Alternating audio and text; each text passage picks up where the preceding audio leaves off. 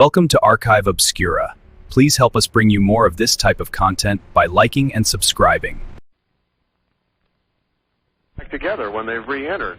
But it's so fast, he says, you can't even feel it. You can't tell them most of the time that anything has happened. Well, isn't that interesting? So they could literally, with that mode of travel, they can be here anytime they want, even come down to the day. Well, actually, they don't even live in the same time frame that we do. They say soon, and many of our scientists are understanding it now, that we can actually move up and down the time track, so to speak, and visit other time periods.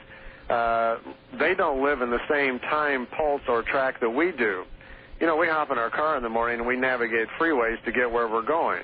Right. They do a similar thing in these beam ships. They leave their planet, they navigate up and down time tracks and go to whatever time frame they want to, just as simply.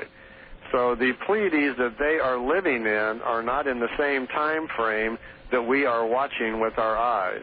If we were to zip to the Pleiades right now to the planets they say they come from, they wouldn't be there. They wouldn't be there. They wouldn't be there. And this would account then for why we get no electronic form of communication or anything else from them. Well, that and the fact that the Pleiades that we know of are small blue suns, which are young and aren't even capable of supporting life yet.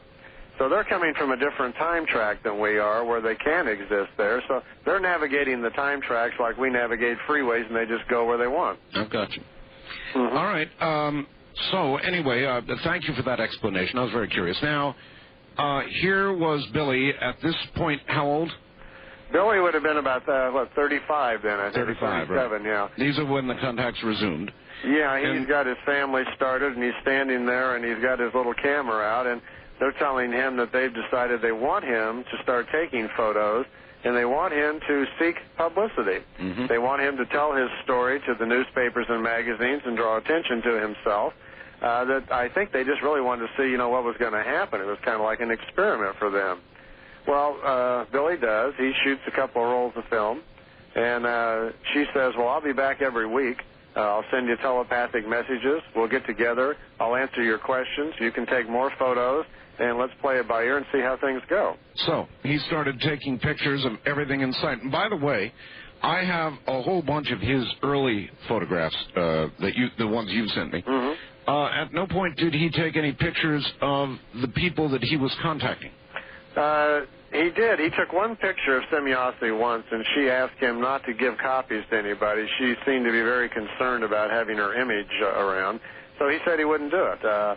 I know he has taken pictures on several occasions of some of the other Pleiadians that have visited him also, and they do exist. They're in his photo album over at his house, but he wouldn't let me have any copies of those. Have you seen them? Yeah. What I've seen is about 6 or 7 pictures of them around the house, out in front of the house, and standing by a craft. In all the pictures, the face is blacked out. He's done that some with like a blotter or something like that. What do they look like otherwise? Just like us. They're human, just like we are. They're telling us that's the reason they even take an interest in us, that our forefathers were also their forefathers, that we have common ancestry way back, and that once we leave Earth and have the technology to do it, we will discover that the human form, variations of the human form, just like ours, proliferates all over the universe. The human form is a very common, natural part of the evolution of the universe. We'll find them everywhere. Well, that's comforting in a way. So, yeah. So you're suggesting when we do go out, or when whoever it is comes here, they will not be bugs. They will be more or less as we are. Most of them will be. They say that they have discovered so far there are about 340 variations to the human form. Different sizes, shapes, skin color, eyes, fingers, and so forth, but pretty much all in the human form family, we might say. All right, Randolph, hold it right there. We'll be right back to you. My guest is Randolph Winters. We're talking about Billy Meier, the Pleiades connection, and there's a lot more to go. The new year is here, and many of you, I know, have promised to try to increase your own standard of living. You know, have a better... Randolph? All right. He began to take these photographs that now many of us have, that I have, and they are clear, shocking, good renditions of what we think of as flying saucers, and there appear to be several different types. Is that correct? Yes, there are. The first pictures are what's commonly known as the Variation 1 among UFO investigators. He shot several rolls of film. See, the ship would come in, and they would literally pose. They would give him a few minutes to get his pictures. Right. It's really kind of interesting that here's this man in Switzerland that has this wonderful opportunity in life to do this. And would you believe he's taking all those pictures that you've seen, Art, all the 1,200 pictures over the years, he shot them with a little $40 camera that he found in a trash can. He was poor, didn't have any money, and when they told him he's going to be able to take pictures, he's only got one arm. He had lost his arm in a bus accident. Found this camera damaged in a trash can that someone had discarded. Liked it because it has a little wheel on the back that he can advance the film. Right. And so it was handy for a one-armed man. Oh, I see. So he could handle it real easy, load the film, and shoot it because he's only got the one hand to work with. So he started shooting all these pictures with this little camera. Since he lives out in the countryside and didn't know a thing about cameras or film, he would shoot 2 or 3 rolls of film each time that they had a contact, and then he'd mail it into Zurich to the film developer and wait to get his pictures back. All right, we've only got a moment before the top of the hour. In all, how many photographs did Billy Meier actually take? Over the 3-year period, about 1,200, actually about 2,000. About half of them have disappeared off into private collections, but there's still about 1,200 available. Wow. All right, Randolph, hold on. We'll be right back, joined by more stations at that time, and continue the saga of Billy Meier, and we're about to bring you up to date. So stay right where you are. This is CBC.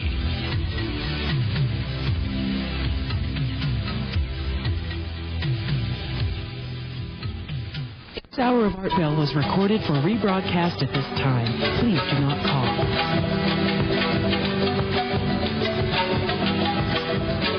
Call Art Bell. In the Kingdom of Nye, toll free at 1-800-618-8255. 1-800-618-TALK. First time callers 702-727-1222.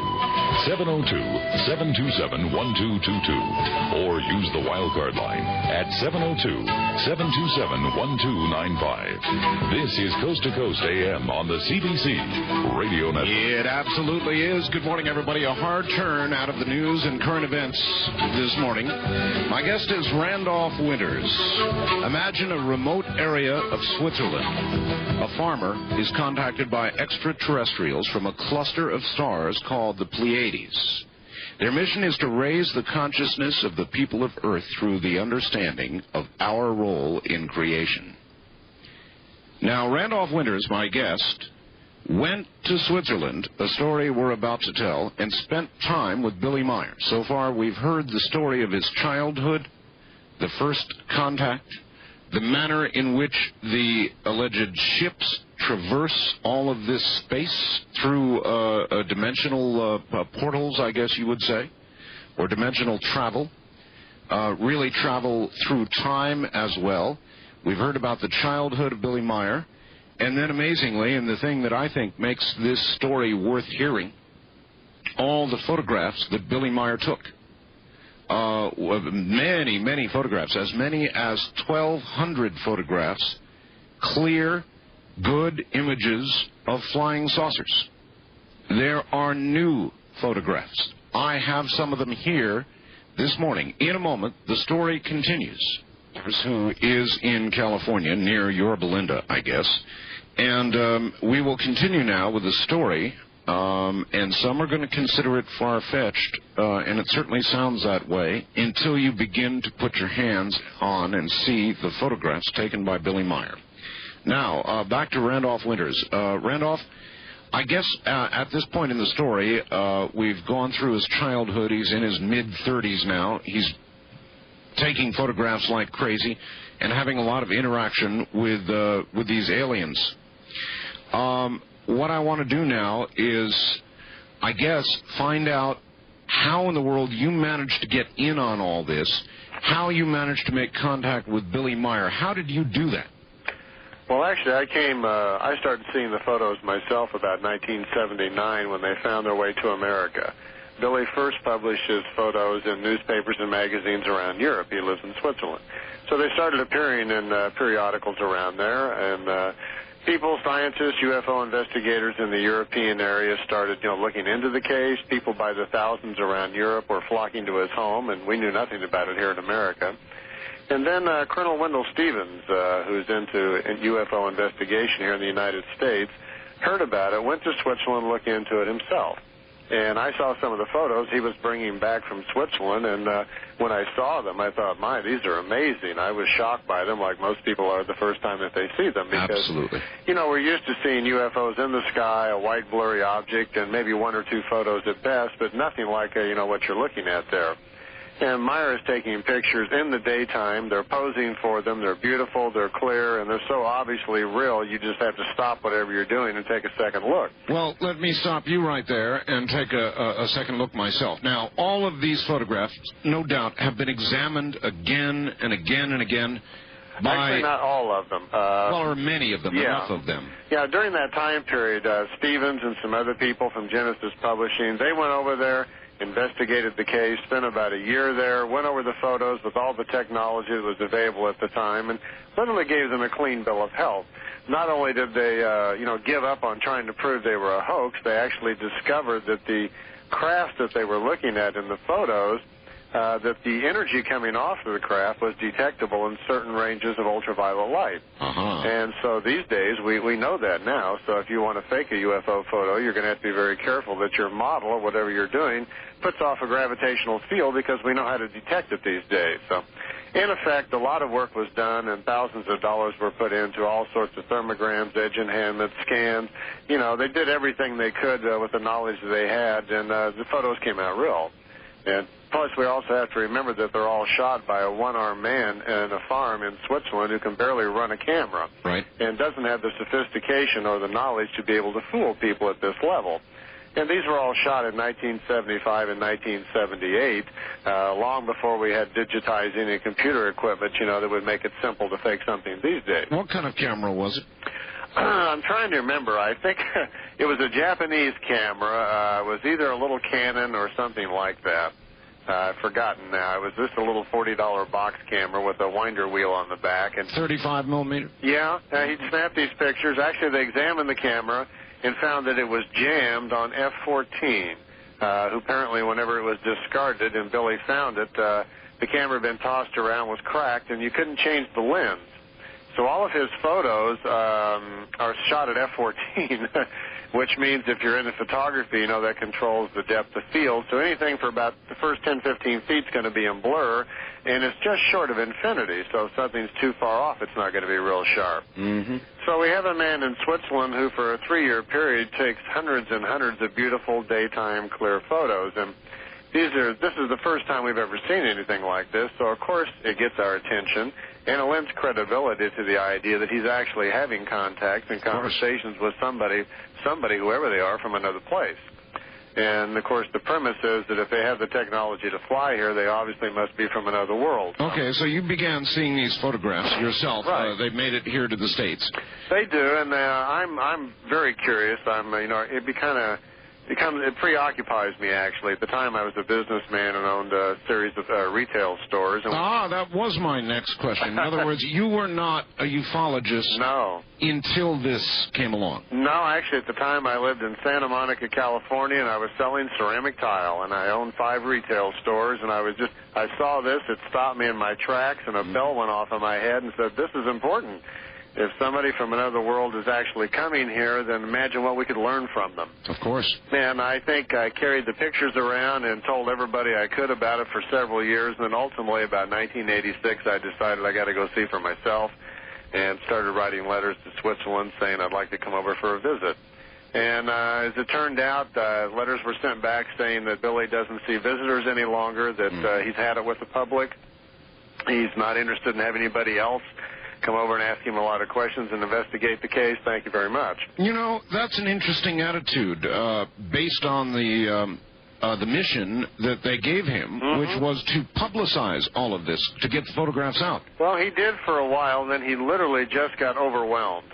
He couldn't take all of it emotionally. People challenging him, threatening him, and to Billy, who had had so many amazing experiences all of his lifetime, and was posed and ready to, share all of his wonderful knowledge and education, found himself instead besieged with reporters and media people that, of course, were trying to get at the bottom of things, and took the angle, like reporters will, the prove it to me angle. Let's let's see what's here. Sure. And which is what we have to do in our society. And Billy couldn't deal with that too long. He put up with it, for 4 or 5 years, and eventually his family was, his situation was getting very difficult. His wife was getting upset with people trampling through their yard, and thousands of people had, come to the farm. So Billy finally just closed the doors, and he had formed a group around himself of people that were willing to help him and help him disseminate the information. And he just decided he wasn't going to be public at all. He was going to write books and put them out in German. And if people wanted to read or hear about it, they'd just have to read a book. But he wasn't going to talk to anybody anymore. I can understand that. Yeah, and he took it as far as he could, and then he got overwhelmed. His life was pretty much destroyed, and he had no privacy. And then so he said, I'm willing to share, but let's just start doing it on my terms, and, read my book, please. All right, so you fired letters off, did not get an encouraging response, then what? Well, I went anyway. I was going back and forth to Italy occasionally for business, and I decided, well, I'll go. So I sent a letter, and actually that letter was more well received. They had heard a little bit about me, that I've been giving some talks and lectures in the Los Angeles area about the case. Seemed open to me coming over all of a sudden, and so I went. And I went over in the summer of '87 was the first time I went, and got there.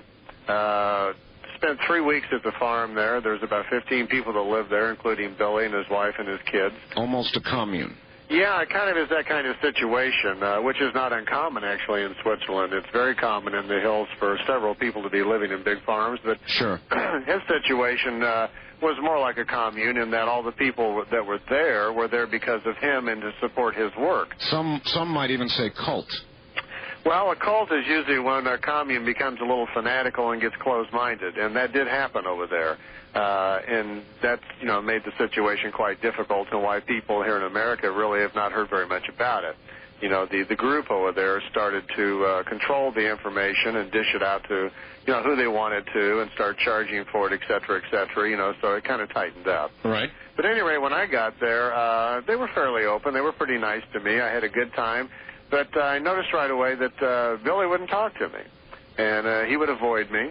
And I thought, well, that's kind of strange. And then I had heard, that he just wasn't open to visitors anymore. So being a patient person, and I just started, milking cows and cutting grass and fixing fences during the day. And all the other people there were very kind to me and answered my questions. And I was suddenly given about 2,000 pages of Billy's personal notes to start poring over while I was there.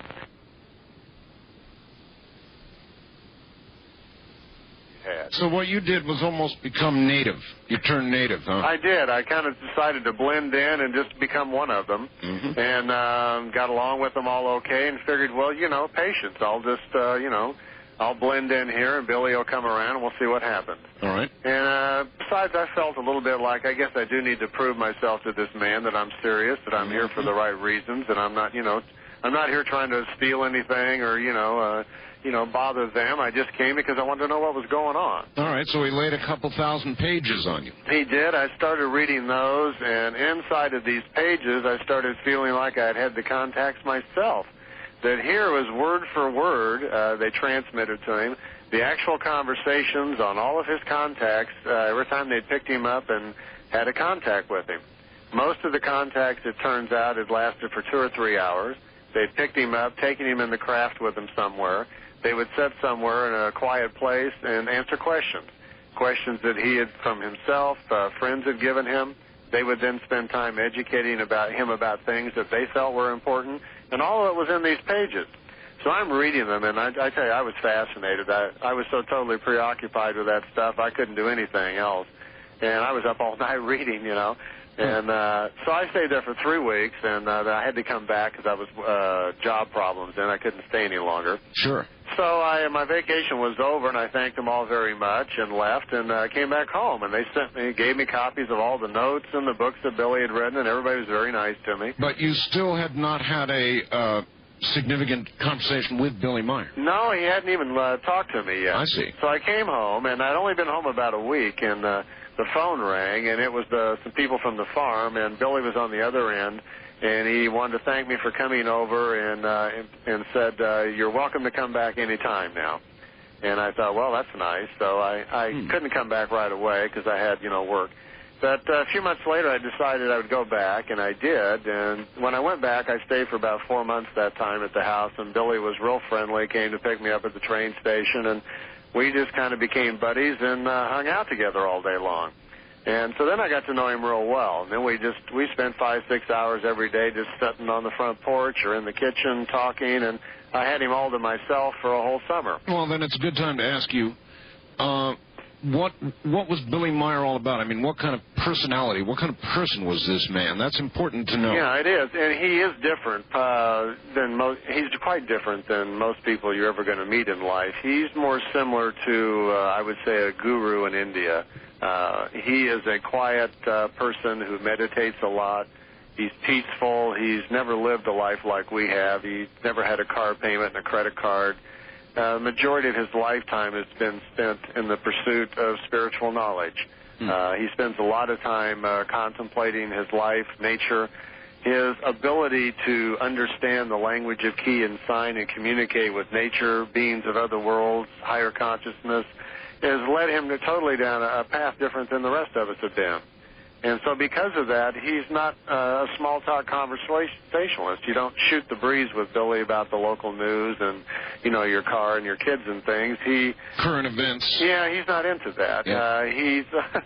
But you can ask him a question, say, Billy, you know, how was the universe created? And for 3 hours, he just goes on and on and on like a teacher. He's a fascinating guy, real friendly, he's short, about 5'6". Kind of reminds me of a Santa Claus type. Real smiley, friendly, happy little fella. Maybe you can give me the short version, Randolph. That's a really good question. How was the universe created? Oh, gee. Well, I did ask that, and we were sitting in the kitchen, and whenever he starts to talk on the radio there in the kitchen, everybody at the house there keeps stacks of paper there on the radio. And when Billy's in the mood to talk, you want to take a lot of notes. So I asked him that question one day, what is a universe? And he proceeded to start explaining it to me. And so I started grabbing paper and drawing pictures and taking notes. And we spent the whole afternoon going over it. And in effect, and we can talk more about this as we go on, but my question was mostly about what is a universe? Is it a physical thing, or is this just our imagination, or what the heck is it? Good question. He says that, as it was explained to him, that the Pleiadians, because of their technology, have been able to move in time and actually go back to the origin of the universe and watch it develop. So they have studied it as it has developed, and they now have a pretty good understanding of what it is that we are living in. So they've been able to write their own version of a history of time. I would say so. If we were to go to a Pleiadian world and go to a classroom, say at a school there, they would have their own textbooks on how the universe came about, and here's what we would understand. We would find out that they have discovered that what we live in, what we think of as the universe, you know, we look at the stars around us and the planets, and yes, you know, we just don't really have a clue where the heck we are or what's going on. So for our listeners out there, let's say if they had a blank paper laying in front of them, they took a pencil, and if they drew an egg, shape of an egg on a piece of paper, that the universe, if you could fly outside of it, is egg-shaped. And then if you could take that egg, say, and cut it in half, like you might just slice the thing right in half and take the top off so you could look down inside and see what's in there. Right. That you would see that the universe is divided into bands or rings. It looks similar to like what we'd see in a tree trunk. And that there are 7 bands or rings to a universe. And if we count from the outside, calling that the 7th band, yes, and if we move in to the 5th band, that's where we live. That the way the universe is constructed, it's almost holographic, that the only place there is material existence, like we are aware of, is in that 5th band. That's where all the stars and the planets are. That's the only place there is a material presence. Material presence. That's the only place where the 3-dimensional reality that we can sense exists. The other bands, you know, 7, 6, 4, 3, 2, and 1 in the center, right, are creational energy. There's nothing solid there. But the universe is divided off, sectioned off into these 7 different bands. So we live in that 5th band, and what has happened is as the universe evolves, at the beginning even the 5th band was non-solid. It was creational energy also. But as the universe has evolved, the fifth band, over long periods of time, evolves, and that's where the physical matter comes about. And eventually starts the gaseous state, and then the gases turn into elements, and then, as we learn in school, the universe begins to form from the gases, then the planets, then the mineral kingdom, then the food kingdom, and then the animal kingdom, and then the people kingdom. Just pretty much, as we've learned in school. Yes. So, in effect, we have what a universe is an egg-shaped hologram divided up into different sections. The dimensions are in the fifth belt. The fifth belt, where we exist, is actually divided, you might say, into dimensions, which are a dimension is the division between the speed of particles, is a way of saying it. Randolph, is all of this a creation? Yeah. Creation is the spiritual source that had an idea to make a universe. Otherwise known as God? Well, the Pleiadians say there's a difference between creation and what we perceive as a God. Now, a creation, they say, is just the creational source. It is the wisdom, the energy that has an idea to make a universe and is responsible for the creation of all matter, including us, our spirit form. That is, though, a spiritual entity of some sort. Is that correct? They don't think of it as an entity. They think of it, because they say it is a collection of an infinite number of entities. All right, on that note, we've got a break here at the bottom of the hour. We'll come back and try to make sense of that. This is CBC.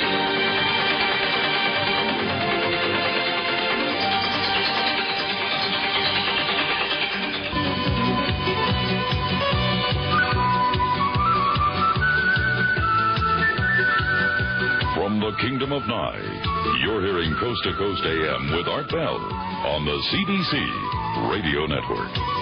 Good morning, everybody. I am Art Bell, and I want to touch on one unrelated, or maybe it is a related topic. We'll find out about that. You all know about the appearance of Gordon Michael Scallion, I should say, here on the program, and his predictions. They've shaken up a lot of people in the Northwest and in the West, as was predictable. There are a lot of rumors flying around about activity or predicted activity, and I stress rumors, in the Seattle area. I've received a number of faxes and phone calls, and I must tell you that as of tonight, I am unable to confirm any of them. So until you hear something official, do not jump to any conclusions, and that would be, I guess, as much as I'm going to say about it. But there are a lot of rumors flying around about this or that has been predicted, and they're not telling us. Indeed, there has been nothing official predicted, and by USGS or anybody else that I am aware of. We had a rumor yesterday forwarded to us by a caller who said things were on alert hither and yon up in the Northwest in the Seattle area. No confirmation of that either. All right. The Sea Crane Company, again, I have. You would listen attentively, and I hope that based on my word to you that I have a lot of photographs that really cannot be denied, you should listen attentively. Here once again is Randolph Winters. Randolph, you're back on the air, and we're discussing creation, and before we leave the topic, I want to try to understand what it is you're saying. Understood the nature of the universe you described, but I don't understand who you or they are suggesting created it. All right, they don't know who or what created the universe. They've discovered that there's a creational energy that creates universes, and that energy has created an infinite number of universes. Beyond that, they don't really have a clue either. Okay. They admit they don't know everything. They just, are more advanced than we technically, and they've learned answers to some questions, but not all of them. They're still figuring things out, too. They do want to make a point to us that, because of our limited technology and having not been able to roam the universe yet and figure things out, there is some confusion on our part about what God and what creational source is.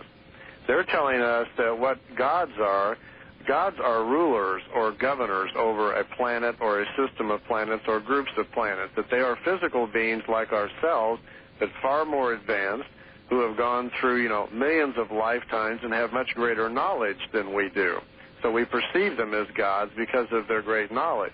But they don't create our spirits, and they don't control our lives. They do, however, manipulate our spirits. They do. They can manipulate our spirit, and from time to time, depending on who they are and what their agenda might be, some of these gods may rule over a planet like they have in the past on Earth, and demanded worship and and so forth for people to follow them. But they wanted to make it clear that Earth is no longer, at the moment, is not ruled by a god. That we are free at this point to become responsible for ourselves. It's kind of our time as a civilization to grow up, shake off the bonds of godship, I guess you might say, and realize our own potential and our connection to creation. Creation, they say, is a spiritual source of energy that, as near as they can tell, created the universe and causes the evolution of the universe. Actually, they have a fascinating way of letting people understanding what creation is, and Billy was asking pretty much the same questions, and it is a very difficult thing to understand because of our limited knowledge of how things work. They took Billy with them on one of their large craft, and when they were having this discussion on the ship about what is a creation, they said the best way to understand it is to experience it yourself. That quite frequently on the craft, they take children up in the ships, and they allow them to experience creation in a rather fascinating way. Earlier, we talked about how the crafts can leave the three-dimensional reality, Art, and change and convert themselves into fine matter. Yes. What they do is they discovered that once the ship is converted into fine matter and you are outside of the three-dimensional reality, you're not in your physical body right then. So you, Art, if you were in a craft and went with them for a ride, once you were outside of the three-dimensional reality, out of your physical body, you would only be existing then as a spirit form, or soul, some people call it. Yes. Okay? Now, when you are not in your physical body, when you are just a spirit or a soul again, then your spiritual senses kind of kick in, your spiritual consciousness and spiritual subconscious, and you are then aware of your attachment to creation. In our physical bodies, we're so busy interacting with our physical senses, we don't pay attention to it, and most of us aren't even aware of what we can do with our spirit. But let's say, Art, they took you up in that craft, and you wanted to know about creation. What they do is this. They take the ship, fly outside of a solar system, accelerate it, move over into hyperspace, or this fourth-dimensional place, wherever it is they go. You then would no longer be in your physical body. Now, normally these jumps into the other dimensions are instantaneous, and you come right back and you're hardly even aware anything happened. However, they can hold themselves for 7 minutes outside of the physical reality, and then you would not be in your physical body. You would just be your spiritual self again, and for 7 minutes, you would be aware of your connection to creation. And during that 7 minutes, you would experience for yourself exactly your connection, what a creation is, and you would feel then exactly what's happening in there. Billy says it happened to him. He did it for 7 minutes. And what you experienced to begin with, he says, is this very bright white light that we talked about once before. Oh. The first thing you experience when the material body shuts down is your spiritual awareness immediately senses the spiritual energy, which first appears as the bright light. And then you notice that you really don't have any eyes. Your material body is gone. And then he says the next feeling is this immense feeling that you are somehow encompassed and surrounded by this infinite love. That all around you there is the feeling of an infinite number of other spirit forms like yourself who care greatly for you. He says it is the most peaceful, wonderful feeling he's ever had. So the connection then is to the creation itself. Right. And he says the creation then creates all things, but it is not something that needs to be worshipped. There's no value judgments there. It's just a very peaceful, loving place. This is where we go when we die, when we go over to the other side. There are no value judgments. No value judgments. There are no concepts of good or bad or heaven of hell, nothing like that. Those are just man-made concepts. The creation is a non-judgmental source of wisdom. That would seem to deny a lot of Christian teaching and religious teaching, period. Oh, yes, quite different. And he says that to him was the most important part of all of his experience with ETs over the years, was being able for 7 minutes to really experience what creation is. All right, that's pretty heady stuff. Let's, for a second, let me ask you about something a little lighter. What do we know, or maybe it isn't, what do we know about the Pleiadian civilization itself? In other words, about how they live. Do they live as we do? Do they have homes? Do they have cities? What's the story there? Well, the Pleiadians are human just like us, still living in physical existence like we do. You know, after a period of time, they say we reincarnate millions of times, and eventually there's no need for the physical body, and we move in or evolve into other states beyond that. Mm-hmm. But they're still evolving just like we are and living in a physical world as we do. They look like we do. They're human. They marry, have children just like we do, but their world is quite different. We wouldn't fly there, for instance, and see large cities and cars and, neon signs and fast food. Billy went there in 1984, was there for about 3 or 4 days. And when he went there, he said the planet is similar to ours, which is one of the reasons they're so comfortable coming here, that it's primarily a water planet similar to ours. Mountains, streams, grassy areas, and so forth. Very comfortable there. Mm-hmm. But they don't live in big cities like we do.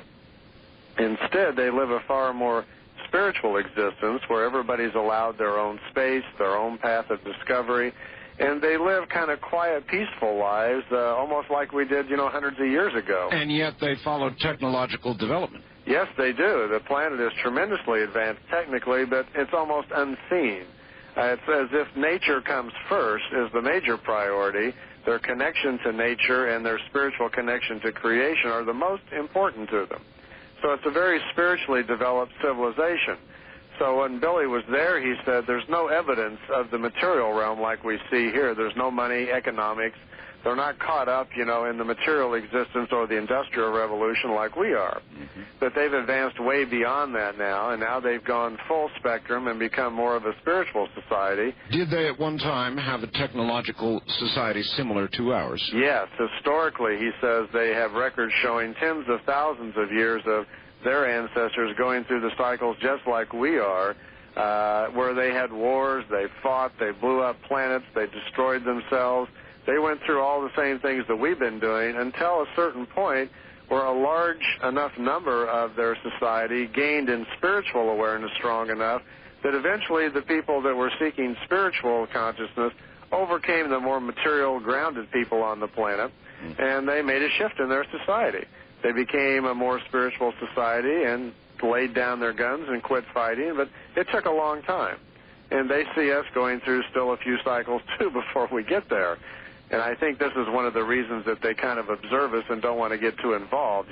Do we know, have any way of knowing how far along in that cycle we have come and how far we have to go before they consider us to be civilized by their standards? I think, we might get an answer in that they said they thought it would be 300 to 500 years before they would open up any kind of public commerce with us, before we might calm down enough where they would be willing to do that. How disappointing.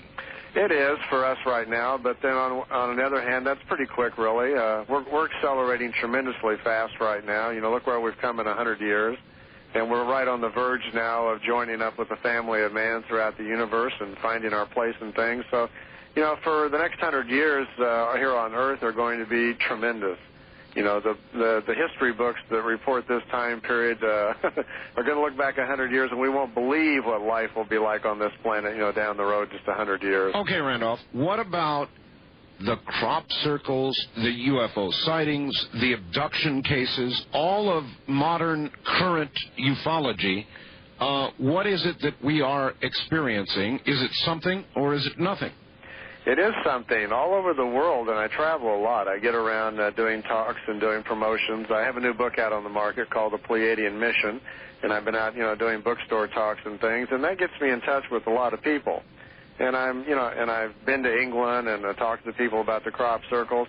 What I'm seeing, Art, is that all over the place there are people and groups of people having experiences with different ETs, and they are all relatively similar.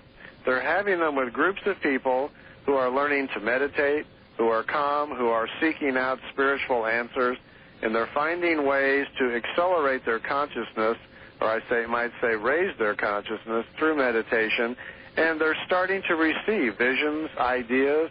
Just recently I was in Florida where those new photos that you're looking at there were taken. The group of people in Florida that are having contacts with the Pleiadians now are having an amazing time. They are learning to meditate and push their minds to a certain point of spiritual awareness, and they're receiving images, pictures, and voices now from the ETs that are helping them learn. And I hear this is happening in Seattle, Oregon, Texas, a lot of places I've been where I'm seeing the same thing happen. All right, why have the Pleiadians chosen to contact this group in Florida that has supplied you with the photographs that I now have? Why? Well, that's pretty fascinating. You know, the Meier photos are wonderful, but he's the only one who ever took them. That's right. And so for years we've always argued, you know, did he fake them? Does he know something the rest of us don't know? There hasn't been anybody else take those photos of those kinds of crafts to back up his claims. And now, here in Florida, just a few months ago, while I'm down there giving a talk, a man comes forward and tells me that he's been having contact with the Pleiadians for 29 years, that his contacts have gone on for a long period of time. All throughout the Meier contacts, he was aware of it. And he opens up his photo album and proceeds to start showing me some of his photos, some of which you've got there. And I'm, again, kind of blown away because here again, we've got photos of the same craft, the Pleiadian ships, the round saucer type, the small telemeter craft, even their time travel craft with its unusual edges and so forth around it. Let me look, I've got one photo in my hand. It is of it's a pretty clear shot of a UFO, but at the bottom of the photograph, there is a building. Mm-hmm. There is a building. Where is that building? That building is in Miami, and it's part of the apartment complex where the man lives. It's taken right off the balcony. Actually, his wife took the picture. They were standing on the balcony, and several of the craft appeared just a few hundred feet, right off from their apartment. And it was there for 2 or 3 minutes, and they shot several pictures. We're talking about a busy area in the city. Miami's a big city. That's right, and this is by scale, and it's a little tough to tell, not that tough. This is a very large, or pretty large craft, I would say. Yeah. And it's quite clearly a flying saucer as we think of them. I would say almost with serrated edges. That's hard to describe, and a significant dome. And it's quite clear. Now, I'd like to put you on the spot and ask you if you would allow us to publish these photographs in a newsletter. You're certainly welcome to. As a matter of fact, because of our last show, I've had so many people ask me about the photos, and I'm just starting to get them together. We're putting them on tape to make a new videotape, and I've had quite a few people call me the last few days, and so I decided I made prints of quite a few of them. I've got about 10 different ones laying here on the table of the new photos. Yes. And for your audience tonight, anybody who'd like to have a collection of those before we get the tape out, if people want to get these photos, then I'm going to take the 10 photos that we've got and a short article about 4 or 5 pages about the contacts and how they were taken and make them available to people. If they want to get a collection of them, they can call my 800 number, and for $20, I'll send them a set of photos and an article about them, and they can get a set of their own photos before we get the tape out. All right, but you'll also allow us to publish these in our newsletter, which comes out in a few months. You bet. You know, we're not going to hold these photos back. We want everybody to know about them, discuss them, and have a look at them. So, good enough. All right, what's your 800 number? My 800 number is 800-934-6423. And anybody's welcome to call in there. They can also, they can get the book or the videotape. But we'll get the pictures out to people, and they can send us a check or use their Visa or MasterCard right there on the line, and we'll send them these photos. And, they can have a look at them before, because it's going to be a few months before we get a videotape together. It's going to be a good couple of months before I can get them in the newsletter as well. But incidentally, too, I did make a GIF file out of one of the ones you're looking at there, the one that has that pie-shaped edges around it. yes, And I've posted that on CompuServe and America Online. excellent. So any of our computer friends, because I want everybody to see them, anybody that's out there that's online can dial into the New Age forums in there and download the GIF file for themselves. All right. Well, I think it is very, very important because a lot hangs on these photographs. A lot of, with regard to the credibility. I mean, the average guy sitting out there going, oh, come on. But these really are pretty impressive photographs, folks. I'm sitting here looking at them right now. These are new Pleiadian beam chip photographs. And I'd like to understand a little more about the people that took them. We're headed toward the top of the hour here. So we're going to pause, and then when we come back, I'm going to open up the telephone lines so people can ask you questions. And I imagine there will be many. I'm sure there's much I missed. And we'll let folks interact with you. How would that be? Fine. I just returned from a visit with the people down in Florida, and there's quite a story to tell. They're taking more photos, and just recently the group down there has had some experiences of their own, which we'll tell everybody about in the next hour, and it's becoming quite fascinating. All right. Well, that'll be a good place to pick it up because we'll have more radio stations joining us. All right, Randolph, stay right where you are. My guest is Randolph Winters. And fortunately, we come to you this morning with more than just conversation. We come with photographs that you are going to be able to study.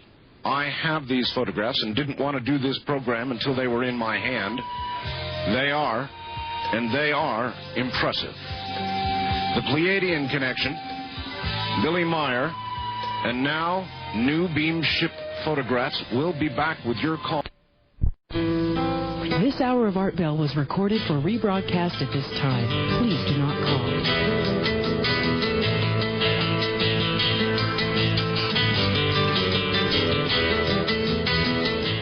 Kingdom of Nye. You're hearing Coast to Coast AM with Art Bell.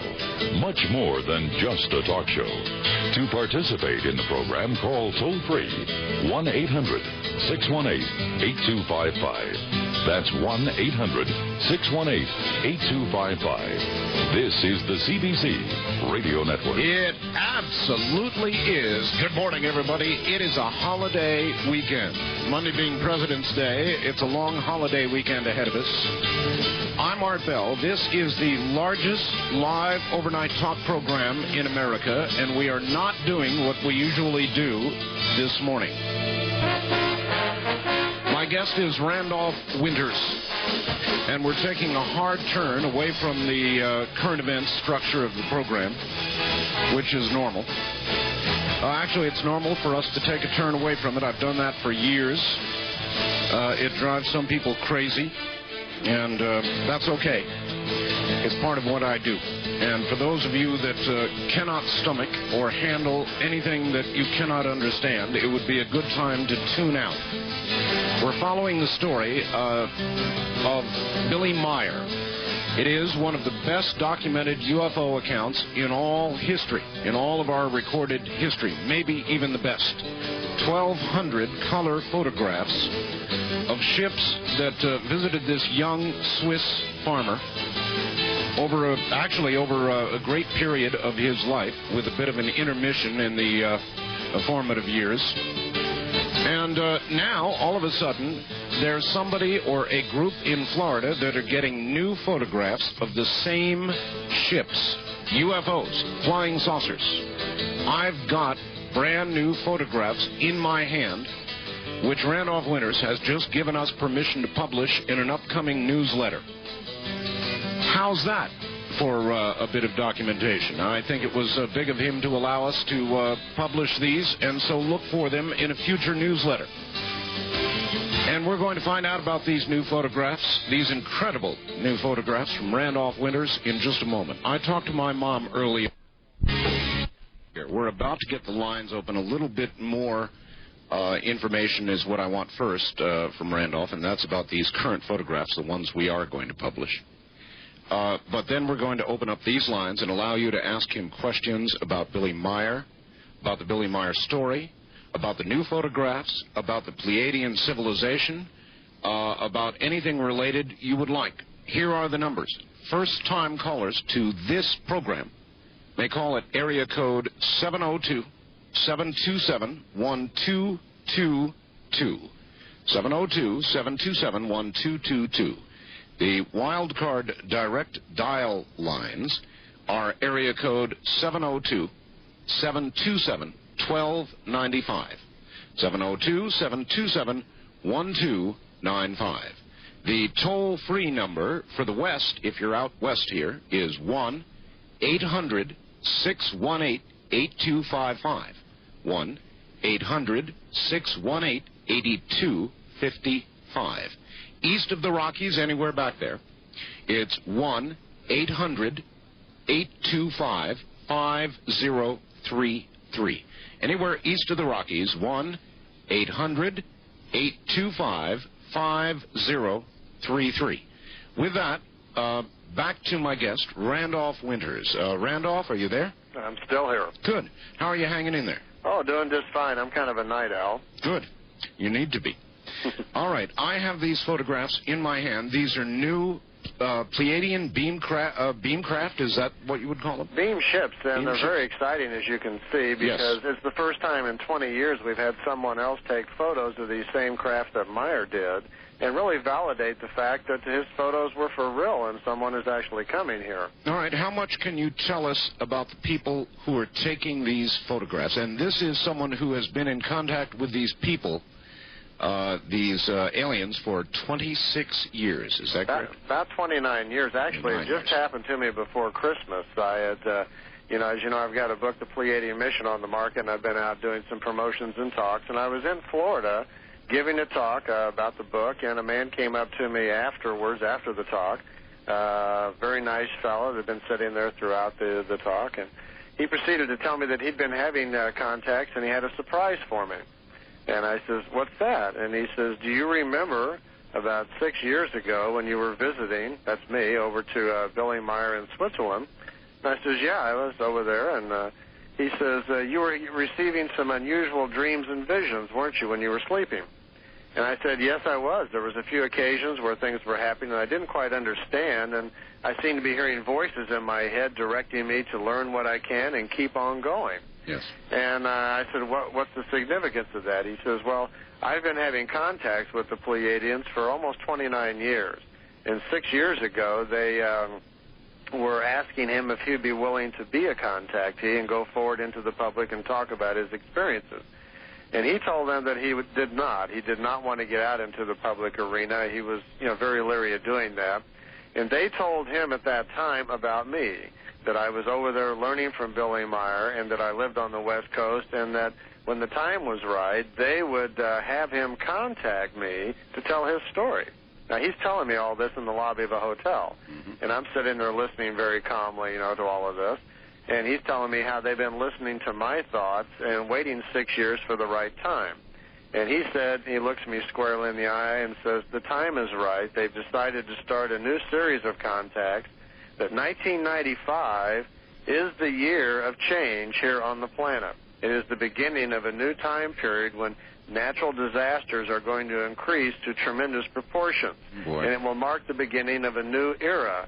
And they feel it's important that they start stimulating consciousness and educate people on how to live through this, not be fearful, and develop their own spiritual power." All right. Well, I've got to stop you there for a moment. I had a man that I am very impressed with on this program about a week ago. His name is Gordon Michael Scallion. Do you know the name? Yeah, I've had dinner with Gordon. I know him. All right. He made some predictions, frankly, that would curl your hair about the West Coast. And they're near-term predictions.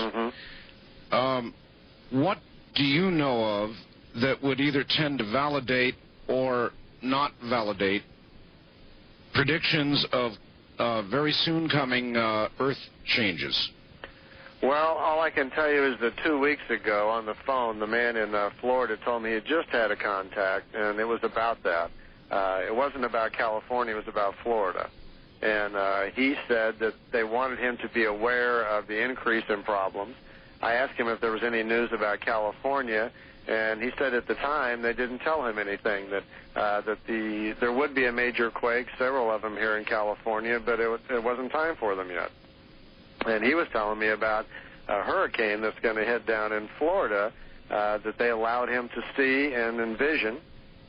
And so I'm not sure what things that Gordon might have said. I didn't hear the show, so I don't know what he was saying about the current things here in California, but we certainly are living on the edge of things, but there's nothing from the Pleiadians at the moment to either validate that or not. All right, but a hurricane in Florida. Yeah, he says there's a 2-year time period, that in approximately 2 years that one of the hurricanes is going to be so big in the Atlantic Ocean that a wall of water will wash totally over Florida and submerge it. Oh, my. Yeah, he says there will be no more Florida in about 2 years. The whole southern part of it's going to go underwater. And the wave of water will be so big and so fast that it'll sweep inland and rush all the way up through the eastern boundary coast of the United States and pretty much run the coastline. Talk about a rogue wave. Well, interestingly enough, Meier said the same thing 20 years ago. He was asking him about the future, and they told him the same thing, that by around the turn of the century that the hurricanes would increase tremendously, and so would the earthquakes.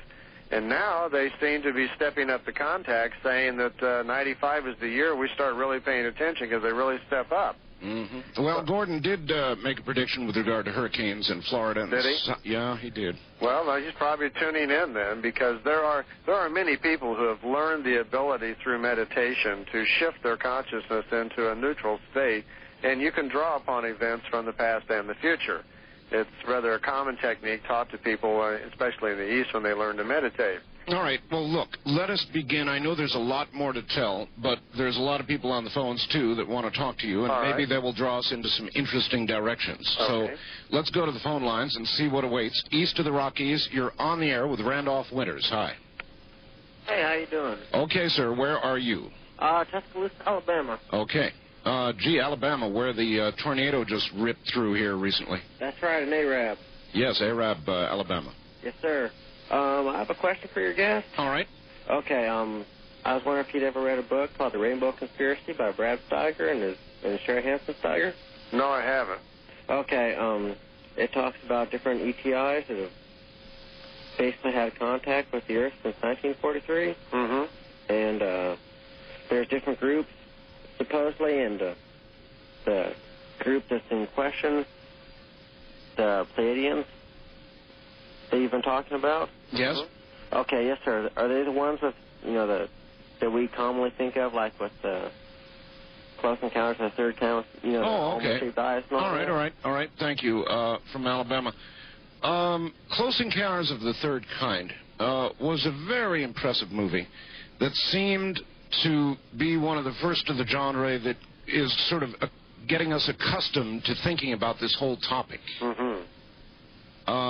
Do you look at the current crop of motion pictures and television shows, X-Files and all the rest of them, the same way? Well, pretty much. I think for years we've been slowly indoctrinated, and there has been an effort by certain parts of our government to encourage Steven Spielberg and others to do materials along the way to slowly wake people up and get them prepared. A lot of the public's probably not aware that Close Encounters of the Third Kind was made twice. That originally the script was entirely different. It was about a family in Arkansas who was abducted, and it was a very dramatic thing. And as Stephen was going through his dailies, as the movie progressed, the time he got to end, it became too scary. He thought it was it'd be too dark for people, and they scrapped the whole project, threw the whole thing away, and went back and remade it. And we got the little warm and fuzzy creature. Yeah. Then along came E.T. later, but Close Encounters then came out to be almost a friendly thing, where we have our first encounters with beings from another world. Well, it absolutely was. At the end, when they walked down, they were holding hands and all the rest of it. Right, it was wonderful. And the beings that were depicted in there were more like the gray types from Zeta Reticuli, the non-human types, where the Pleiadians are human just like ourselves. And for your caller in Alabama there, Pleiadians would pass in a crowd. We are the same genetic family they are, and we could see them on the street and probably not even notice them. They look just like us, and emotionally they're very similar. All right. West of the Rockies, you're on the air with Randolph Winters. Hi.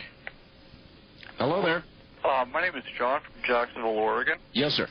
I grew up in Miami, Florida, And in 1968, I was listening to a radio show on the Sally Jesse show on WKAT in Miami. Right. And there was a man on the air that claimed he was in touch with extraterrestrials, and he'd been living in Philadelphia.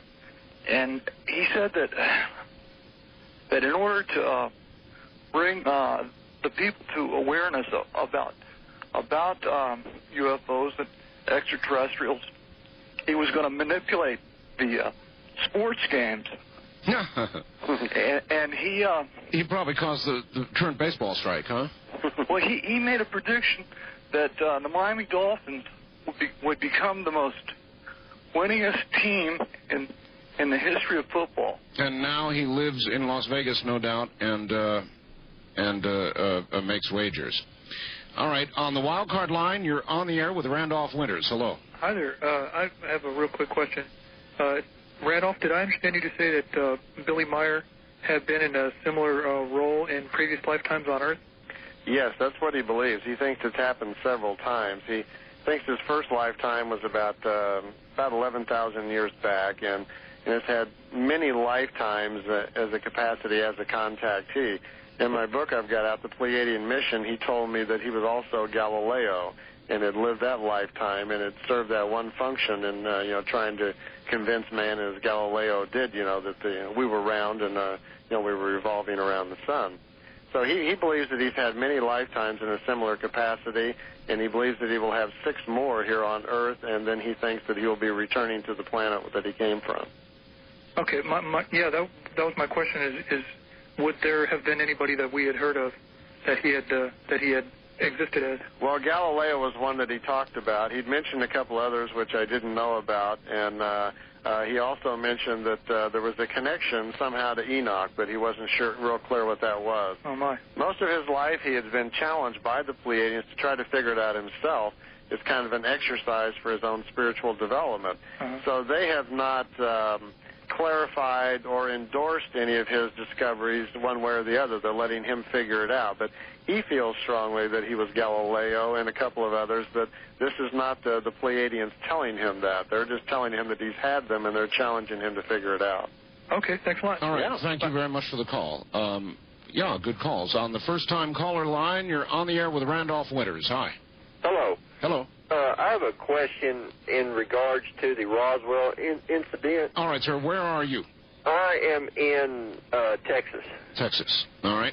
What's your question? My question is there any tie between the Pleiadians and the Roswell incident? And I'll hang up and listen for your answer. All right. Okay. And so here it comes. Not that we know of, except that the beings in the Roswell incident, which we now call grays and are from a binary star system called Zeta Reticuli, are on kind of an open commerce basis with the Pleiadians, meaning that they get along, they share facilities. We're learning now through these new contacts that the Pleiadians have a couple of bases here in the United States which are only for themselves, but share a base, an undersea base off the coast of Puerto Rico with the Greys. So they're aware of them, work with them, and seem to get along. But the Pleiadians themselves had nothing to do with the incident in Roswell. That was the ships that crashed were just the ships of the Greys. All right. East of the Rockies, you're on the air with Randolph Winters. Hi. Good evening, or good morning, sir. My name is Edward. I'm calling from San Antonio. San Antonio, Texas. Yes, Edward. I have 2 quick questions. I'm wondering, I usually hear that there are 7 separate sets of aliens. One group is described as the Nordics. I'm wondering, is that the Pleiadians? And secondly, if there are new souls and old souls, where do the new souls come from? Oh, yeah. Okay, good. The Nordics, do Nordics equal Pleiadians? We haven't figured that out. We've been suspicious of that for a long time. If they're Pleiadians, they haven't admitted it because the Nordics, the so-called Nordics, these tall blondes that have been associated with the Greys on several occasions, have been mentioned by any number of people who've had abduction cases. Mm-hmm. But we don't know. We don't have any evidence yet to say that they're Pleiadians, but they seem to look and act the same. So it might be of the same family chain someplace. All right, good. With regard to souls, this is something I've always wondered about, too. Are there a fixed number of souls? It's always been a great mystery to people with the population increase on Earth. If there are a fixed number of souls, where do the new ones come from? That's what the caller There is not a fixed number. The creational source that creates the universe is going through its own evolution, and it creates a universe to do that, and we are part of that evolution. So here on Earth, which is one of the planets that has evolved to be a kind of planet where human life is possible, there are bands of energy around the planet, different ones. And one of those bands of energy contains the energy, the spiritual energy that creates new life forms. So if we get overpopulated here and more or less kind of run out of spirit forms, everybody's in body at the same time, yes, then the creational source allows for new spirits to come into life. And what happens is there's a problem, and this is going on Earth, by the way, right now. If a new spirit comes into life, it has not lived any lifetimes yet, has no accumulated wisdom with it, and frankly doesn't even know how to control the body that it's in. And in many cases, these are the people we describe as mentally ill or unable to even control their own bodies. And we look at them as mental illness, and in many cases they say these are just young or new spirits which are brought into material bodies that are too old for them to handle and they can't cope. All right, Randolph, we're at the bottom of the hour. That sounds like a good break point. Stay right there, and we'll come right back to you. Into telephone calls now with my guest, Randolph Winters. He's here talking about the Pleiadians and Billy Meier and the new photographs of beam chips, which I have in my hot little palm and which we will be publishing. This is CBC. On top. Bell was recorded for rebroadcast at this time. Please do not call. From the Kingdom of Nine, this is Coast to Coast AM with Art Bell on the CBC Radio Network. Well, good morning, everybody. For those of you sitting out there this morning going, oh, come on, what a bunch of junk, maybe. I have no way of knowing. I do know the photographs that I hold in my hand are very, very, very, very impressive. And we will be publishing these. These are the latest Pleiadian ship photographs. They are the same ships photographed by Billy Meier in one of the best documented UFO cases in all of history. We are deviating from our normal discussion of current events this morning, and I do that every now and then on this program because one does not live by current events alone. After Fate 6-4. Well, okay, this is current, so I feel I should get it on the air. It just came in by fax from Tom and Kathy in Pollock Pines, California. Dear Art, at approximately 1 a.m. Pacific time, that would have been about 38 minutes ago, I was outside and saw what appears to be, and it's still there, a gold star in the sky.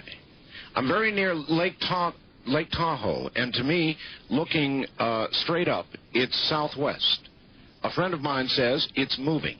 We've been watching it for the last 10 minutes, looking at it with binoculars. It has a very bright white light surrounding it.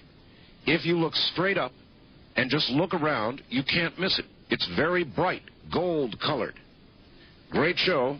Kathy, thought that I'd get that on the air for any of you who happen to feel like wandering out and taking a look who are in the area.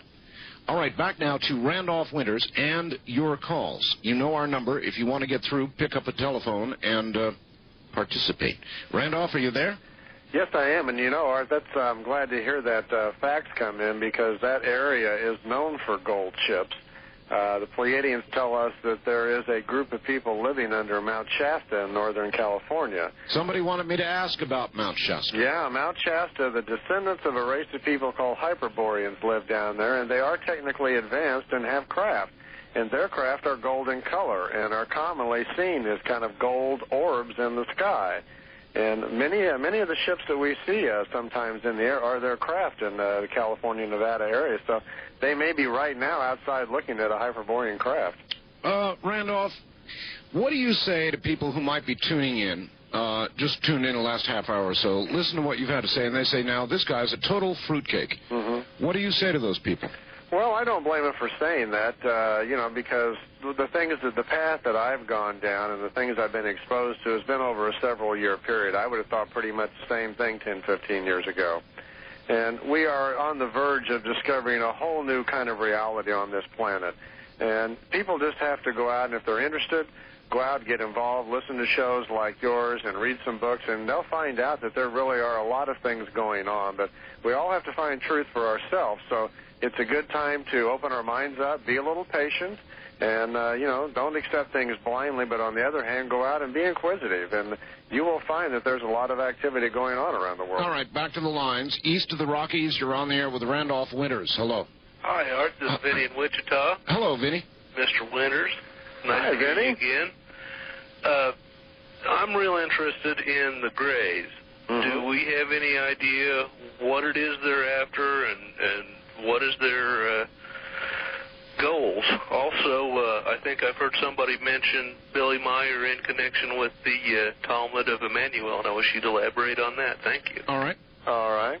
Well, thanks for the call from Wichita. As a matter of fact, I'm going to be in Wichita Saturday, March 4th, doing a little talk there in Wichita. So maybe I'll see Vinny there. I'm not sure. The Grays, we first came in contact with them in 1947. As far as we know, the Roswell case was the first indication. And originally we called them EBs. That was the military designation for them. They were called extraterrestrial biological entities. And over a series of years, because of their skin color, we've come to call them Grays. Some is known about them. One of the crashes, one of the bodies was alive, and it was taken to an Air Force base in New Mexico, where they tried to examine the body because it seemed to be unhealthy. The poor little creature seemed to be dying, and they didn't know how to take care of him because their anatomy is entirely different than ours. They're not human as we are. And so there was no heart, lungs, and internal organs for them to examine, and no blood for a doctor to figure out what the heck was happening to this poor little creature. Eventually, they called in a snake doctor, literally, and his name was Garcia. And this creature from this little Gray, or EB, took a liking to Dr. Garcia and started communicating with him telepathically. And because of that, he lived for about a year, by the way, and because of that, some knowledge was gained about their race and who they are and why they were coming from here. And a book was put together and that's kept, of course, by the military, and the code name for that information, that book, is called The Yellow Pages, and which I thought was kind of cute. All right. He also asked about the Talmud of Emmanuel. Yeah, a very fascinating little book, and gets us back to the Pleiadian information. Among the things that Meier was asking the Pleiadians, of course, was about God and Jesus and what information they may have on that. And the Talmud of Emmanuel is the translation of some Aramaic scrolls that the Pleiadians caused to be dug up in 1963, Art. They say these were among the original writings of Emmanuel, known to the rest of us as Jesus, during his lifetime while he was still alive, actual writings that he wrote, and that had been buried, and they led a Greek Orthodox minister to dig them up. He translated them from Aramaic into Greek. They eventually made their way into German, and now they're available in English in this little book called the Talmud of Emmanuel. It's pretty hard to get a hold of. I've got some copies here. If anybody wants it, they can call the 800 number, and I'll shoot them out one. But the book is a translation of those Aramaic scrolls, and has, after scrutiny by Christian historians, believed that it is the original writings of Emmanuel before he passed away. So it's a pretty interesting little book, and for anybody who wants to follow that path, give me a ring, and I'll shoot a book off to you. All right. What is Billy Meier doing today? Billy is still alive. He still lives in Schmid-Rudi, Switzerland. He's frankly not doing too much. His health isn't good, but he is still with us anyway. And he's kind of left the work, you might say, of the mission up to the people around him. Billy's gotten a little lethargic and is a little worn out emotionally, and for the most part is just taking it easy. Are you now a disciple of Billy Meier? No, I don't. I was never quite a disciple. As a matter of fact, when going over there, I made 3 trips over there over a 3-year period to stay for several months each time to learn what I could. And it was just for my own path. And getting involved with the group over there, I became a member and finally caught myself getting caught up in member stuff, being only being able to do this, only being able to talk about Billy material, and so I quit. And I'm not a follower type. I'm not much for one to get into groups in that kind of closed-minded situation. So once I quit the group, which was in 90, that kind of cut me off from privileged information from the group, so I haven't gone over there since. All right. Are you convinced beyond a reasonable doubt, to use an OJ-ism, that all of this is real? I tell you what I'm convinced of, pretty much convinced. I was never, when I was traveling over to Myers, I was never convinced that it was real 100%. I was always trying to keep about 10-20% of my mind, open to another solution, another possibility. And I was never convinced that they were from the Pleiades. It always occurred to me there might be other societies here on Earth that had discs like this that, might be wanting to call themselves ETs, and maybe there was another answer to all of this. So I've kept my mind open to it, and I've closed the gap, I guess you might say, recently by virtue of the new contacts that are happening now. Same craft, same photos, new information, which to me really validates the fact that they're real, it's happening. I still have a few doubts in my mind about who's in those ships and really who they may be, but I would say I'm close to 99% convinced it's all happening. All right. Yeah, that really was the question. East of the Rock. First-time callers, area 702-727-1222. South Carolina. Okay, we're going to have to... Sorry about the last one. Yeah, we're going to have to start all over again here because I had to take that out. Your first name is Jack, and you're calling from where, Jack? Charleston, South Carolina. Okay, go ahead. And I want to ask Mr. Winters about something I saw on the Sightings television program a while ago. It was videotapes taken, I think, in the late 80s at an air show in Mexico City, and it was different angles of one craft taking for like different distances from Mexico City during an air show. And I was wondering if those could be Pleiadian beings, if you're familiar with that. All right, that is a very good question. There have been a lot of Mexico sightings, Randolph, many, and I presume you've seen some of the photos. Are they Pleiadian craft? Yes, there are some Pleiadian crafts currently even being videotaped down in Mexico, primarily over Mexico City, and then east of there towards Puebla. There are people all throughout that area getting lots of videotape, I mean hundreds of them, of the Pleiadian craft, of the gray ships, and some ships we can't identify. We're getting kind of used to seeing the Pleiadian ships so we can spot them, but the gray ships seem to be different shapes and different design.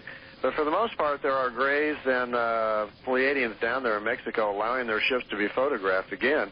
There's even some of the triangle, the delta-shaped craft floating over the volcanoes down there, which the Greys have admitted they designed and built. I saw a triangle craft. I saw one up close. It scared the hell out of me. Did it? Randolph, yes. I saw it here in Nevada, not far from where I live.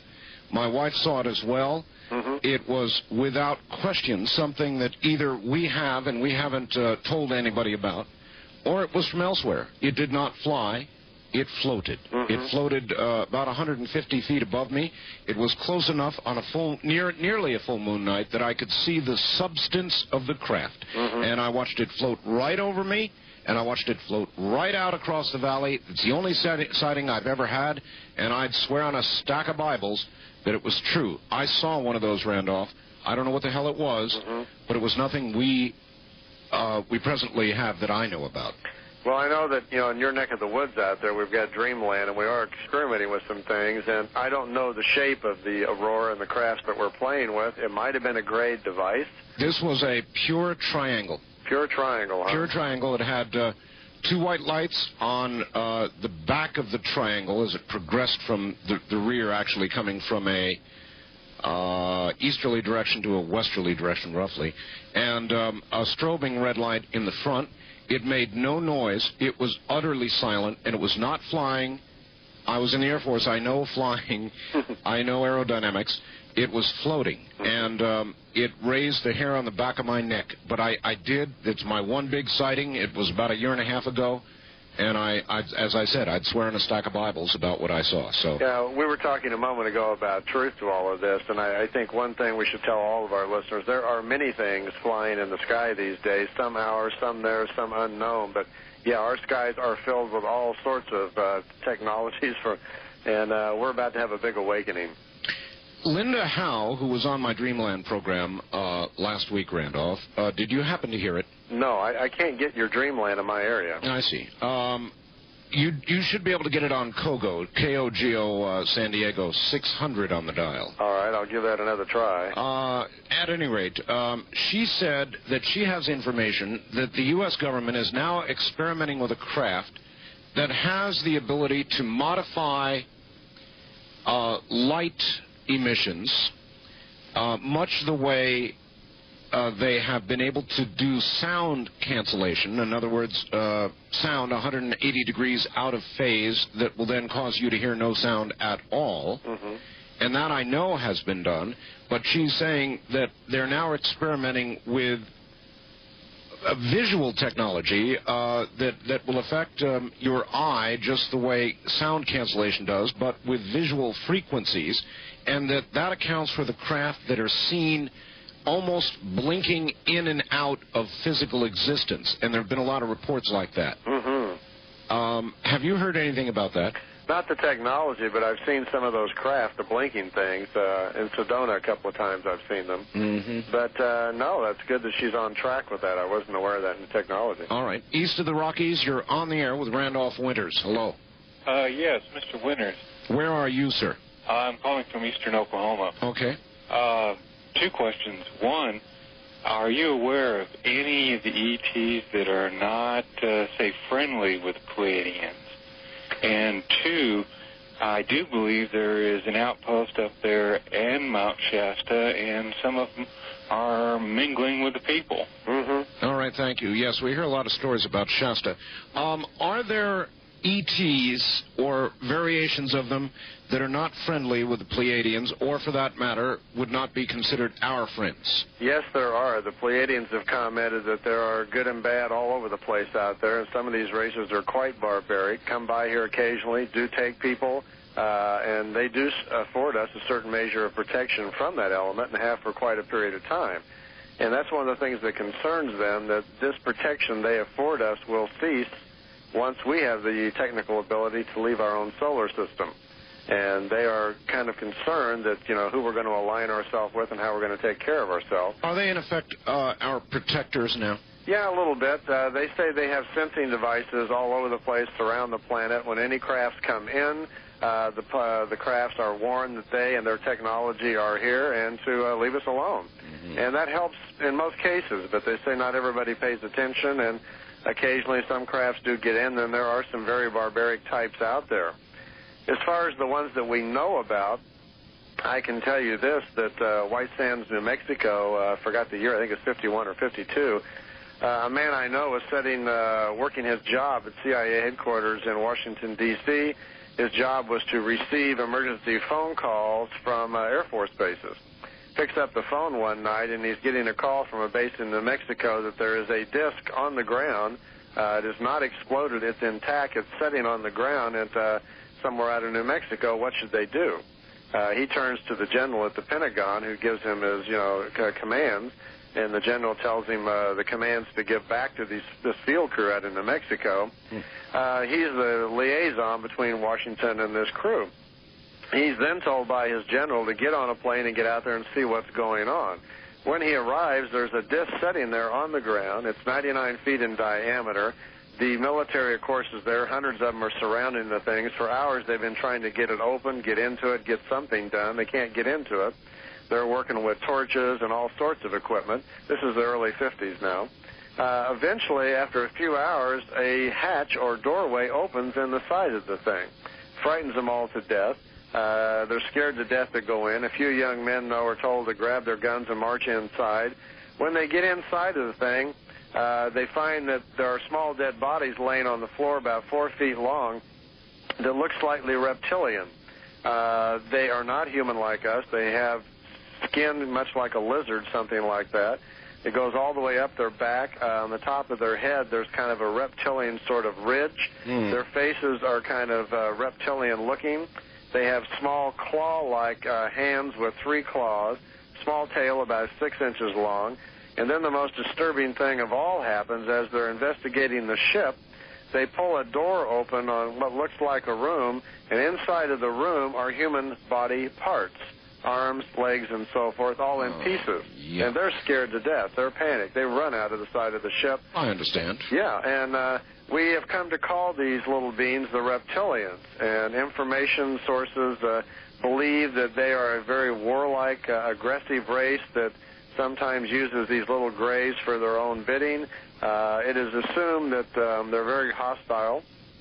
They do come here from time to time. Apparently, technically, they're not near as advanced as the Pleiadians. Their ships do not have the interdimensional capabilities. And we are afforded a certain measure of protection from them by the Pleiadians and other human races. So I don't know that we have too much to fear from them, but they do exist. All right. There was a recent story. It was either sightings or 2020 or a fairly legitimate media source about the now open Russian files, Randolph. Mm-hmm. There was a ship that appeared over a Russian missile silo. The ship hovered over the silo for a period of time, and the missile, the nuclear device inside the missile itself, activated and began a launch sequence. I saw this myself. I saw this story, and this is legitimate Russian reporting. And apparently they have photographs of the disk that hovered, and they have very careful records because they keep very, very careful controls over nuclear missiles in Russia. It's a very centralized control. It's very much unlike our system. And it scared the you-know-what out of them. And on hearing the report myself as well. Now, that is not a friendly thing to do, Randolph. No, it's not. It may have been accidental, or I don't know why they would have done that, but... I believe that after the incident, the Russians tore apart all the control panels, all of the launch sequence computers, and found absolutely, of course, nothing. And that one scared me. That is not a friendly act. So no, it's not. That goes toward your all right. We're going to pause right here, Randolph. Stay right there. We are now at the top of yet another hour. Some of you, sadly, will no doubt leave us at this hour and miss what is to come. For those of you that must leave, have a wonderful holiday weekend. For those of you that will be back, there is more. I'm Art Bell, and this is Coast to Coast AM. It's a holiday weekend. We're taking a bit of a different turn. My guest is Randolph Winters with the story of Billy Meier. We'll be back.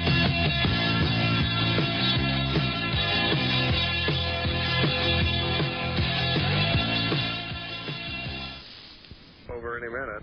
And it did, up over the horizon. It was first just kind of a white ball of light, and looked kind of like a shooting star going backwards when I first saw it. And a craft come flying up over the horizon and shot up over the farmhouse, slowed down, and just kind of spun around there for a couple seconds and then shot off. I mean, did it look like a disc? No, I couldn't tell you, to be quite honest. What I saw was a round ball of light at night. Right.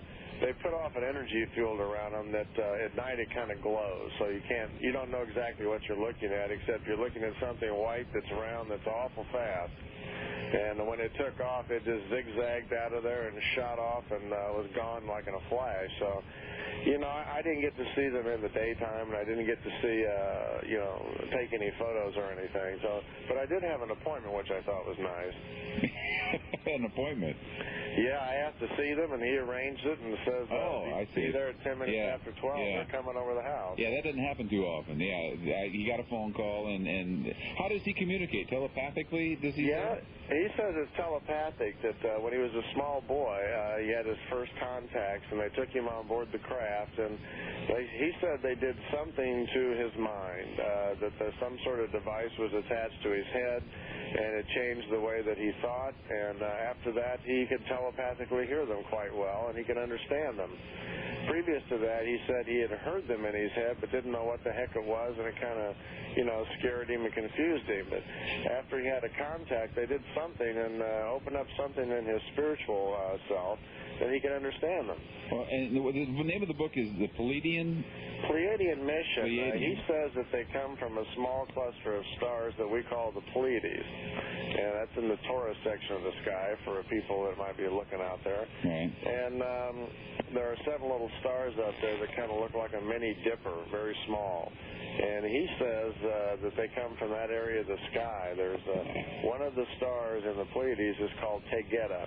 And he says they come from that area. It's about 500 light years away. And has this changed your life? I mean, obviously, if you have written a book about it, you're getting publicity. You have a business, you say, of software for banks. Does this hurt you in any way? No, actually not. I went there out of personal interest, and I'd say it's changed my life a lot. I mean, it's certainly increased the size of the world that I live in. It changes your thinking, and then after I spent a lot of time with him and started, reading and listening to all the things that he had learned about history and science and other things, and it really broadens your horizons and changes the way that you think. But I think more than anything else, the biggest impact has been just sharing it with other people and what it does to you, to learn so much and to talk to so many people. After I got to know him, and like I mentioned, it was just my own personal quest to begin with. I wasn't an investigator, and I wasn't, out to tell the world all about it or anything. I went there out of my own curiosity. But when I got home, and I live in the L.A. area, when I got back, a lot of my friends wanted to hear about what happened and see some of the photos, curiosity. So I says, well, sure, come on over Sunday and, bring anybody who's interested, and I'll show you the photos and tell you what I've learned so far. So Sunday afternoon came, and I ran down the market, I think, and got a couple of bottles of soda and some chips or something, expecting, a half dozen people. People started showing up. They kept showing up. Pretty soon we had hundreds of people up and down the street. The police came to see what was going on. There was a lot of people interested, and I couldn't get them all even in my house. So I says, well, I think we're going to have to rent a hall. And so the next week I rented, I think it was called the Women's Club, something like that, a local hall in our community there. And about 400 or 500 people showed up to hear about this. Well, one thing led to another, and I was asked if I'd come back the next week, and more people showed up. And that just kept on going on. People were showing up every week wanting to hear about this, and I found myself in kind of a unique position. So it's changed my life a lot over the years, just, falling into that situation, and then realizing there was so much to be learned from these people from other worlds. I finally just wrote a book all about it. All right, I tell you what, can we put you on hold a second? We're going to come back and talk more with you in a minute. We need to take care of some business. Randy Winters, the author of a book called The Pleiadian Mission, and his visit to Switzerland to talk to this man who has been supposedly communicating with extraterrestrials for many, many years. He's coming to Pekin, is why we're talking with Randy. He's going to be in Pekin Saturday night, and we'll tell you where and when and how, all those details. Coming up after Rush Limbaugh on Talk 102.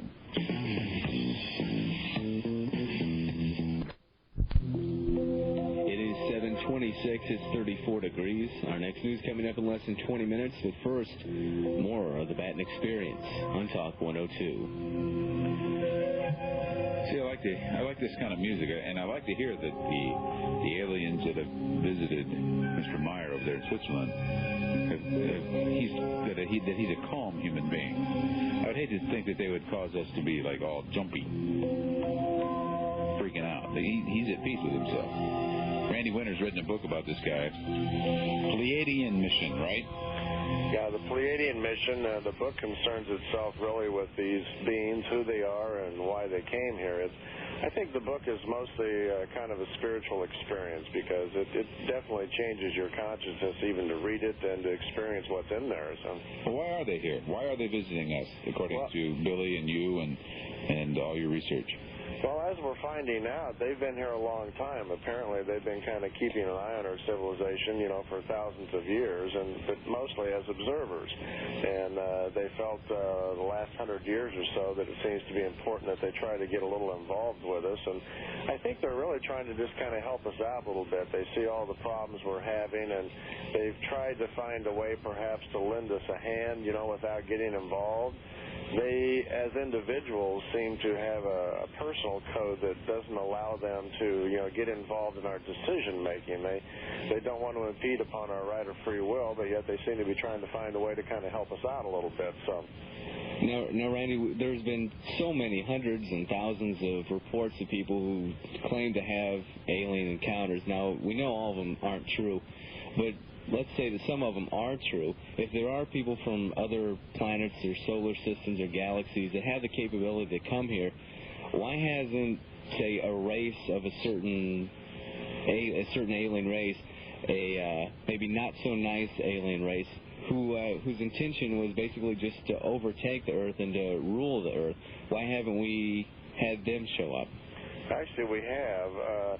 it has happened a little bit, but things like that generally don't make the news because the military gets involved, and of course they don't want to cause panic. But I can tell you there are races that come here that are quite barbaric, and fortunately for us, the Pleiadians, which are human just like us, they look just like we are, no difference. They afford us a certain measure of protection, but they tell us on occasion, every now and then, other races do come by here which are quite savage and barbaric, occasionally do abduct people, take them, and probably would try to take the planet over if we weren't protected a little bit. I can tell you from secondhand experience, a friend of mine who is in the CIA told me that just a few years ago they had a report came in that there was a downed saucer in New Mexico, and it was his job. He was in Washington, D.C., and he was the man who answered the phone when an Air Force base called with an emergency situation, and it was his job to turn. He was in the Pentagon. It was his job to give the information, to the people there to make the decisions on what to do. So a call came in that a craft was down and that the military had surrounded it, and they wanted to know what to do.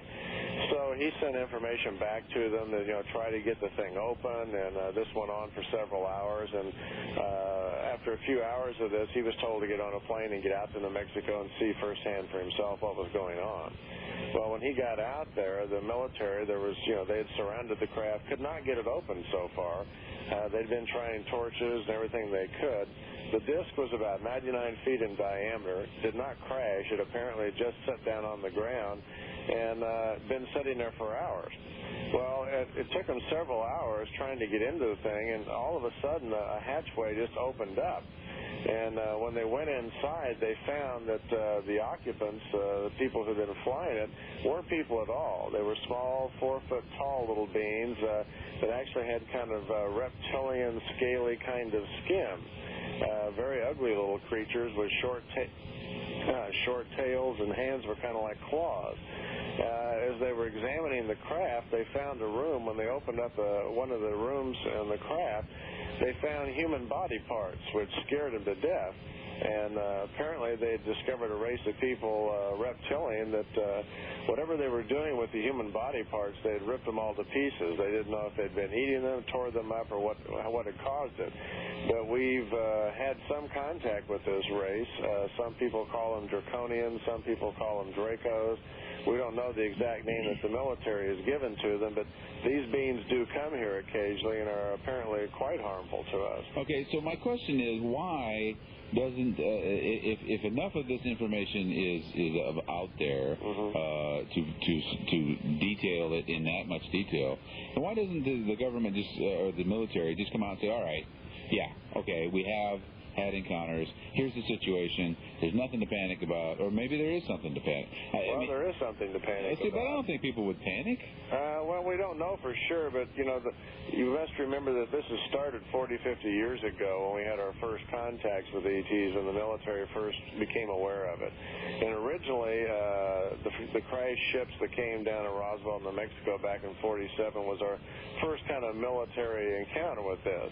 And they didn't realize it was even going to continue. So at first it was thought of, just as an isolated incident. Then it happened a couple of times again. And as the military does, their first idea was, well, what are the military situation here? They were interested in trying to learn something, and were faced with the problem of trying to defend the country. It was thought back then that this was probably just a strange accident that may never happen again. And when it continued, the military got preoccupied with trying to learn something, to gain weaponry, to try to find something out about it. And at the time, it was thought it was best to keep it from the public because they didn't know what to do. And then over the years, this kind of got out of hand, and now the military is aware that most of the major governments on Earth have had some sort of contact with ETs at different levels. And there's kind of a scramble going on the past few years at trying to learn and develop technology from the ETs, not only to defend ourselves, but to defend ourselves from different countries here, even on Earth. So there's a real race going on, a technical race at trying to learn and develop weapons from the extraterrestrial information. Man. And people just, I got to ask you this question, Randy. Does anybody go up to you and say, Randy, this is just goofy, and I absolutely don't believe you, and I think you ought to seek some help? No, you're a very reasonable man. You have a software company. You haven't been doing this for very long. I mean, this is not some possession. You know, some people get into a subject and that's all they ever think about. Mm-hmm. You don't impress me as being that kind of a person. No, and you have to keep kind of an open mind because, as you get more into this, I've gone to conferences and you meet people, and I've had the military at my house, and I've gone to the FBI and given talks. So one thing kind of leads to another, and you get exposed to a lot of things which seem incredible. And, I would only say to people out there, just, go slow, listen carefully, and keep an open mind, but, don't believe everything that you hear. We are going to go through some major changes historically here in our civilization soon, because I think we're only a short period away from the whole extraterrestrial thing going public, as you talked about. Well, that's because Geraldo's going to get a hold of it, and then it's all over. Yeah, that might do it right there, wouldn't it? But there are a lot of strange things going on, and we don't know all the answers. Even the situation with Meier. Now, this is the most dramatic UFO case we've ever had as far as proofs, evidence, and photos, but still, we don't know who exactly is in those craft and what's going on. Okay. So far, they're telling us they're from the Pleiades, and they fly in magnetic craft, and that we know for sure now, but that doesn't mean they're from the Pleiades. It just means somebody's flying around a magnetic craft claiming they are. Randy, so there's still a mystery to be solved here, and we have a lot more to learn. There's one thing that I want to ask you. I heard you talking the other day on the Art Bell program about when Neil Armstrong was on the moon, that he was out of the craft on the moon, but then he saw some flying discs, and then he jumped back in the craft and called back to ground control. Now, I heard a similar story to this. I want to know if you've heard of this and if you know a little bit of the background. It was one of the Apollo missions. They were in space, roughly halfway in between the Earth and the moon. And this was a satellite broadcast I heard, which is supposedly of an astronaut calling back to Houston, and the kind of general transmission was, ground control, this is Apollo, we have a bogey at 12 o'clock. NASA, come again, we have a bogey at 12 o'clock, it's been following us for 20 minutes and we can't shake it. And then they switched over to a protected channel. Now, my question is, have you heard of this before? And number one, is it legitimate? Is this a legitimate transmission that was recorded by someone overhearing that channel? I would think it would be. In private circles, if you talk to the astronauts, you'll find almost every Apollo mission was followed. I don't remember how many astronauts there's been, up there 29 or something like that, quite a few of them have issued reports and or written books later on claiming sightings of some kind. So it seems like most of our Apollo missions, and I'm not talking about where they met ETs or something, mostly they've seen lights, something they can't explain, or the craft has been followed, by some object that they don't understand. But yeah, I think they've been watching them pretty close. All right, Randy, we're out of time, but to tell folks more, you are going to be Saturday night at the Elks Club in Pekin, 6 p.m., $5 to get in. You're going to be bringing photos? Yeah, actually, we didn't have too much time today, but there are some new photos just taken recently here in America. There's another gentleman having contacts, and we'll be showing those. And by the way, for those listeners out there that don't have a chance to get out to the Elks, I've got an 800 number, and people could call and get some information on the books. And I'm actually selling some of the new photos so people can get them. All right, give me the number. Any of your listeners can call me at 800-934-6423. Got it. And we can give them some info, and if it's just too cold for them to get out. No, you can't. They'll be out in shirt sleeves and shorts this weekend in Pekin. But 6 o'clock, Saturday night, Pekin's Elks Club. I think that's on Analyza Street down there, folks. And if you need more... And we can give them some info, and if it's just too cold for them to get out. No, you can't. They'll be out in shirt sleeves and shorts this weekend in Pekin. But 6 o'clock, Saturday night, Pekin's Elks Club. I think that's on Analyza Street down there, folks. And if you need more information on exactly how to get there or whatever, you can call me. But thank you for tuning in to Archive Obscura. Please like and subscribe.